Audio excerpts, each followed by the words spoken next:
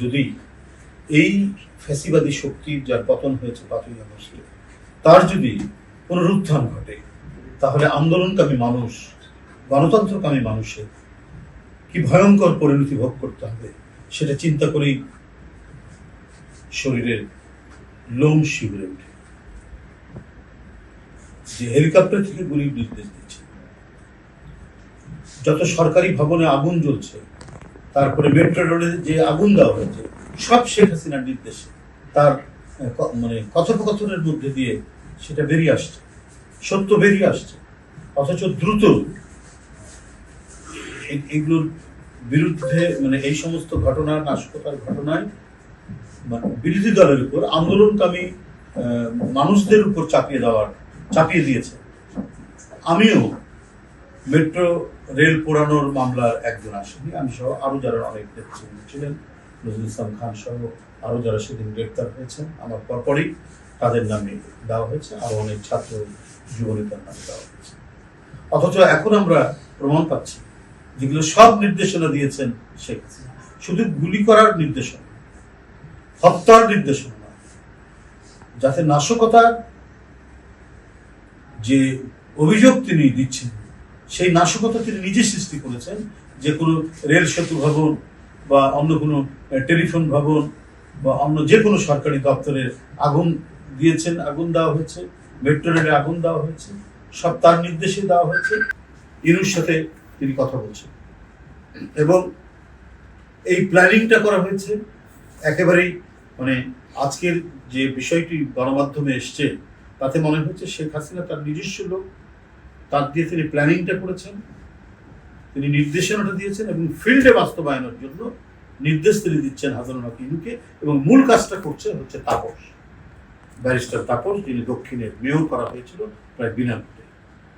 অর্থাৎ এদের কাছে দেশ, এদের কাছে জাতি, এদের কাছে দেশের মানুষ, এদেশের মানে কচি শিশু সন্তান সহ কারো কোনো দাম নেই। দাম হচ্ছে যেভাবে ক্ষমতা ধরে রাখতে হবে এবং একটি দেশের শুধু সমর্থন নিয়েই তারা এটা করতে চেয়েছে। অর্থাৎ বাংলাদেশকে একটি তাবেদার রাষ্ট্র পরিণত করার জন্য, গোলামী রাষ্ট্রে পরিণত করার জন্য, গোলাম বানানোর জন্য শেখ হাসিনা যা কিছু করা দরকার তাই করেছে। এবং যারা কণ্ঠের আওয়াজ তুলেছেন, যারা প্রতিবাদ করতে চেয়েছেন, যারা গণতন্ত্র ফেরাতে চেয়েছেন এবং গণতন্ত্র ফেরানোকেই মনে করেছেন এইটা বোধহয় একটি দেশের স্বার্থের পরিপন্থী, এই কারণেই নির্বিচারে গুলি করার নির্দেশ দিয়েছেন। যদি মানে ল্যান্ড থেকে ল্যান্ডে মানে আন্দোলন তো হচ্ছে মাটির উপরে, ঢাকা শহরে, সারা বাংলাদেশে। সুতরাং যদি সম্ভব না হয় মাটির উপর দাঁড়িয়ে, তাহলে আকাশ থেকে গুলি করার তিনি নির্দেশ দিচ্ছেন, অর্থাৎ হেলিকপ্টারে গুলি করার নির্দেশ দিচ্ছেন এবং হেলিকপ্টার থেকে গুলি করা হয়েছে। তো এই ভয়ঙ্কর পৈশাচিক এক অপশক্তি, রক্তপিপাসু এক দানব, সেই দানবের পুনরুত্থান ঘটবে, সেই দানব এই দেশে রাজনীতি করবে। তাহলে হিটলারের রাজনীতি জার্মান স্বীকৃতি দিতে পারে? স্বীকৃতি দেয়নি কেন? হিটলারের নাৎসি দলকে সেখানে নিষিদ্ধ করা হয়েছে, ফ্যাসিস্টদেরকে ইতালিতে নিষিদ্ধ করা হয়েছে। তাদের বর্বরতা, তাদের নির্মমতা, তাদের গ্যাস চেম্বার, মানুষকে পুড়িয়ে মারার কি ভয়াবহ সব দৃষ্টান্ত, এটা তো ইতিহাসের সাক্ষী।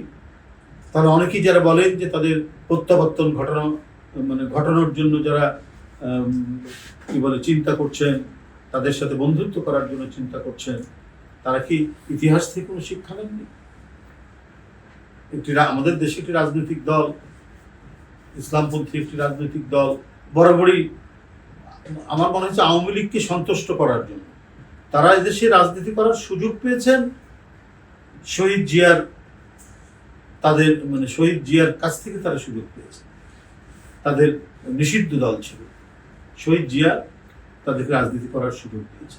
কিন্তু এমন কোনো তাদের মিটিং নাই, এমন কোনো তাদের কর্মসূচি নাই যে তারা স্বাধীনতার ঘোষক শহীদ রাষ্ট্রপতি জিয়া রহমানকে সমর্থন করেনি এবং তীব্র ভাষায় সমর্থন। এরপরে আমরা দেখেছি প্রতিটি ঘটনায় তারা আওয়ামী লীগের সাথে, আওয়ামী লীগের সিদ্ধান্তের সাথে এক হয়ে তারা কাজ করেছেন। ৮৬ নির্বাচনে যাওয়া, সেটাও তারা আওয়ামী লীগ নির্বাচনে গেছে, মানুষকে প্রতিশ্রুতি দিয়েছে এক, কাজ করেছে আরেক। ঠিক একইভাবে তারাও করছে ইসলাম পক্ষ, জামাত ইসলাম। এরপরে আমরা দেখেছি সে ভয়ঙ্কর তত্ত্বাবধায়ক সরকার বিরোধী করলেন, মানে আন্দোলন করলেন তত্ত্বাবধায়ক প্রতিষ্ঠার জন্য। সে আন্দোলনও তারা জ্বালাও পোড়াও আওয়ামী লীগের সাথে করলেন এবং বিভিন্ন জায়গায় তারা হত্যাও করেছে। রাজশাহী ইউনিভার্সিটির ছাত্র টিটো, তাকে শিবির গুলি করে হত্যা করেছে। আপনার ৯৫-৯৬ তারা যে আন্দোলন করেছে, এটা তো ভুলে যাওয়ার কথা না। এই সমস্ত ঘটনা আমরা জানি, আমরা প্রায় দেখেছি প্রতিটা ঘটনা। এবং ২০০৮ সালের নির্বাচনে যাওয়া, ম্যাডাম যেতে চাননি, তাদের নেতারা বাধ্য করেছিল, তারা না হলে ইন্ডিভিজুয়াল। এখন আবার তারা স্বরূপে সম্মুক্তিতে বেরিয়েছেন এবং আওয়ামী লীগের পুনর্বাসন চাচ্ছেন, ভারতের সাথে ভালো সম্পর্ক